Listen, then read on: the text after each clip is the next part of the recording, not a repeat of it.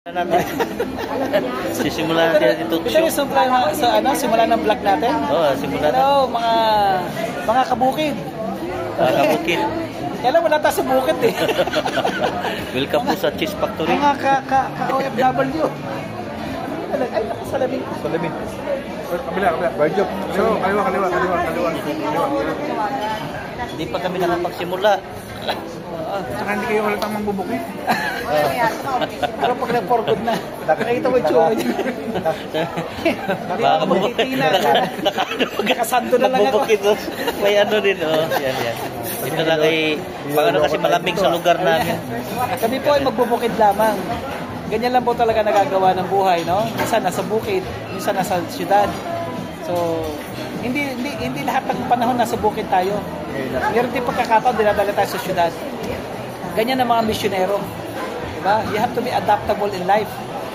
Amen? Amen. Diba? Kaya so, kung saan ka dalhin, doon ka magpahayag.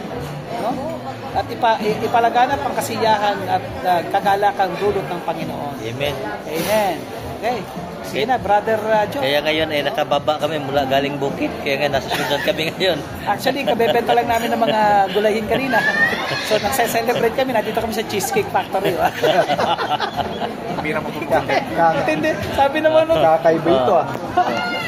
Ano masasabi mo, Brother Ramel? Pala na kinikita sa bukid. Malaki ba? Ito pa partner. Ano din? Ayan. Actually, ito mga to. Ito po yung mga bumibili ng aming mga tindahan. Oh, yan. Dito po namin sinusupply. Ayan. Lahat ng aming kinakain, lahat ng Celebrate kami. binibinta ay kinakain din namin. Kaya napakasarap. Kaya ito, may libreng tinapay. Alam niyo naman ang simbolo ng tinapay, no? Kaya mainit na naman. Wag po natin kalimutan sa lahat ng pagpapagal ay may laanihin. Kaya sabihin ako, parang mali ang strategy niyo. Ano po? Bigay kayo ng tinapay. Bubusukin kami. Walang o-orderin main course. So medyo, baligtad. Oo. Kaya mamaya mo ako bigyan, tetato. Dapat ang ginagawa nyo, hayaan nyo muna umorder ng main course. Sa akin magbigay ng tinapay pag nag-order na. Sure income na yun. Okay. Suggestion lang yan ha. Kasi mayaman naman. Mahalaga sinasahod kami. Diba, tama mali? Okay, tama ka. Sige, bigyan mo pa kami ng May tama ka doon. May tama. Marunong yun. Pero di ba meron kang may apartment ka? Ano naging budget mo sa apartment? Magandang usapan to. Okay, patay mo muna.